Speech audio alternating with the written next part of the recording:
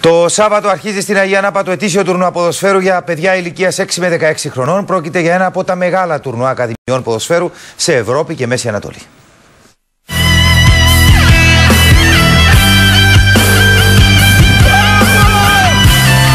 320 ομάδες και περίπου 4.500 παιδιά ηλικίας από 6 μέχρι 16 χρόνων θα λάβουν μέρος στο τουρνουά Αγίας Νάπας που διεξάγεται φέτος για 16η συνεχόμενη χρονιά. Θα φιλοξενηθεί στο αθλητικό κέντρο του Δήμου Αγίας Νάπας από τις 23 μέχρι τις 27 Απριλίου.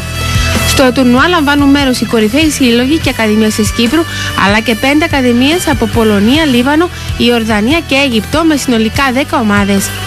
Βάσει του μεγέθους του, το Αγία Νάπα Soccer Festival θεωρείται ένα από τα πιο μεγάλα τουρνουά ακαδημιών ποδοσφαίρου σε Ευρώπη και Μέση Ανατολή. Οι 6 τελικοί αγώνες θα διεξαχθούν το απόγευμα της Μεγάλης Τετάρτης 27 Απριλίου από τις 3 έως τις 6 και θα μεταδοθούν τηλεοπτικά από την Sita Vision. Η διοργάνωση τελεί υπό την αιγίδα της ΚΟΠ.